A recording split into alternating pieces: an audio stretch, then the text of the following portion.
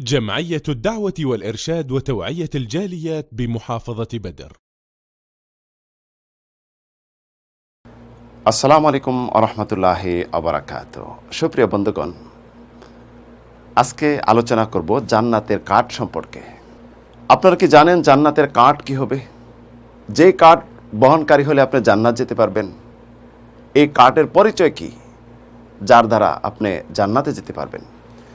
তাহলে জেনে নেই এই কার্ডের পরিচয় সম্পর্কে।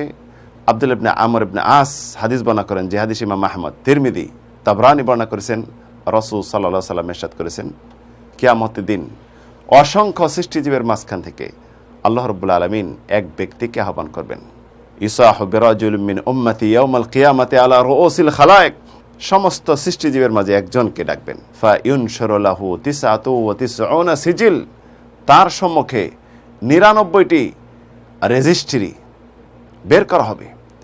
রেজিস্ট্রি কেমন হবে? কুল্লু সিজিল মাদ্দাল বাসার। প্রত্যেকটি রেজিস্ট্রি চোখ যে পর্যন্ত যায়, এত বিশাল। তখন ওই ব্যক্তি ভয় পেয়ে যাবে, ভয়ে কাঁপতে থাকবে। তো এই রেজিস্ট্রিতে কি থাকবে? এই রেজিস্ট্রিগুলির মধ্যে ভুল, ভ্রান্তি, পাপ, গুনাহ, এই সমস্ত। তখন ওই ব্যক্তিকে বলা হবে, আতুনকিরু মিন হাযা শাইআন। তুমি কি এটি কোনো কিছু অস্বীকার করতেছো, এগুলি যে লেখা আছে? সে বলবে, লা ইয়া রাব্বি, না, কোনো কিছু অস্বীকার করি না। হাল লাকা উযরুন, তোমার কোনো ওযর আপত্তি আছে? সে বলবে না। হাল লাকা হাসানাহ আও যালামাকা কিতাবাতি আল হাফিজুন, তোমার কি কোনো সওয়াব রয়েছে, নেকি রয়েছে?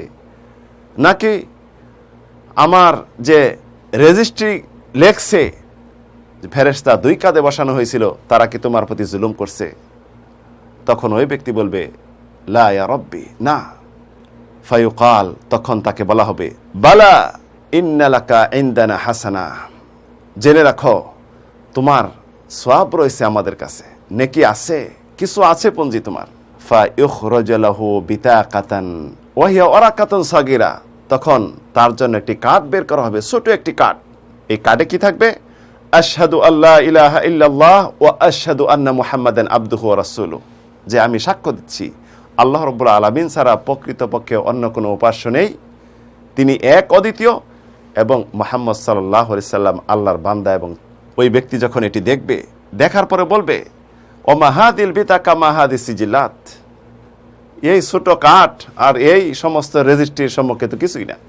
তাকে বলা হবে, ইন্নাকা লা তুযলাম, তোমার প্রতি কোনো জুলুম হবে না।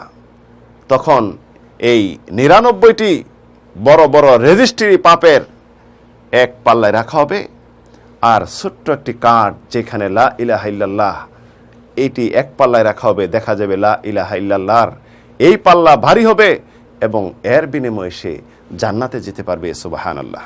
তাহলে দেখেন, লা ইলাহা ইল্লাল্লাহ জান্নাতের চাবি। আবু মুসা আশআরী বলেন, আমি রাসূলুল্লাহর কাছে আসলাম, আমার সাথে আরো আমার বংশের গোত্রের লোক ছিল। রাসূলুল্লাহ তখন বললেন, আবশিরু ওয়া বাশশিরু মিন ওয়ারাইকুম, তোমরা সুসংবাদ নাও এবং তোমাদের পেছনে যারা আছে তাদেরকে সুসংবাদ দাও। জেনে রাখো, যে ব্যক্তি সাক্ষ্য দিবে আশহাদু আল্লা ইলাহা ইল্লাল্লাহ ওয়া আন্না মুহাম্মাদান আবদুহু ওয়া রাসূলুহু, মন থেকে, অন্তরের থেকে বিশ্বাস করে, এই দ্বারা সে জান্নাতে যাবে। সুবহানাল্লাহ। আসুন আমরা লা ইলাহা ইল্লাল্লাহর উপর জীবনযাপন করি, লা ইলাহা ইল্লাল্লাহর উপর পৃথিবীতে চলাফেরা করি, এর উপর আমরা দুনিয়ার সবকিছু কর্মকাণ্ড চালাই, এবং জীবন মৃত্যু যেন আমাদের লা ইলাহা ইল্লাল্লাহ হয়। শেষ বাক্য যার লা ইলাহা ইল্লাল্লাহ হবে, রাসূলুল্লাহ বলেন, সে জান্নাতি।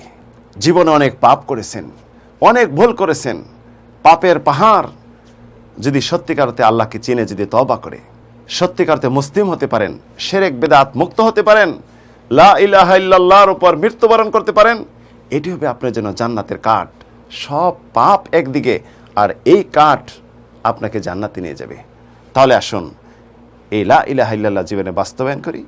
আল্লাহর কাছে চাই আমাদের শেষ বাক্য যেন সত্যিকার অর্থে লা ইলাহা ইল্লাল্লাহ হয়, এবং এর দ্বারা জান্নাতে যেতে পারি।